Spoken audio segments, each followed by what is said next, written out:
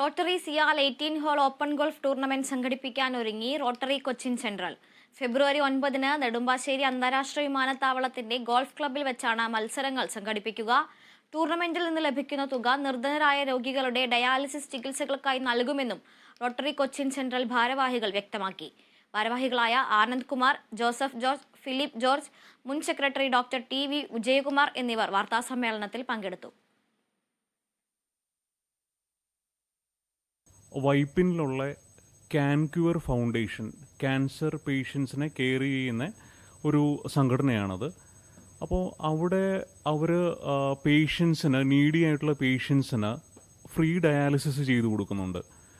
അവിടെ അവരെ സപ്പോർട്ട് ചെയ്യാൻ വേണ്ടിയിട്ട് അവർക്കൊരു 5 ഡയാലിസിസ് മെഷീൻസ് മേടിച്ചു കൊടുക്കാനും അവർ ചെയ്യുന്ന ഉദ്യമങ്ങളെ അവരെ കൂടുതൽ സപ്പോർട്ട് ചെയ്യാൻ, കൂടുതൽ പേഷ്യൻസിലേക്ക് ആ സപ്പോർട്ട് എത്തിക്കാൻ വേണ്ടിയിട്ട് ഒരു 5 ഡയാലിസിസ് മെഷീൻസ് 55 ലക്ഷം രൂപ ചെലവിൽ ചെയ്യുന്ന ഒരു പ്രോജക്റ്റായത്. ഈ പ്രോജക്റ്റിലേക്ക് ഫണ്ട് റേസ് ചെയ്യാൻ വേണ്ടിയിട്ടാണ് നമ്മൾ ഈ ഗോൾഫ് ടൂർണമെൻറ്റ് നടത്തുന്നത്. ഈ ഗോൾഫ് ടൂർണമെൻറ്റിൽ ഇഷ്ടംപോലെ സ്പോൺസേഴ്സ് നമ്മളെ സപ്പോർട്ട് ചെയ്യുന്നുണ്ട്. കേരളത്തിൽ നിന്നും പുറത്തുനിന്നും ഒത്തിരിയധികം പ്ലേയേഴ്സ് വരുന്നുണ്ട്. അപ്പോൾ വളരെ വലിയ രീതിയിൽ നമ്മൾ നടത്തുന്ന ഒരു പ്രോജക്റ്റാണിത്.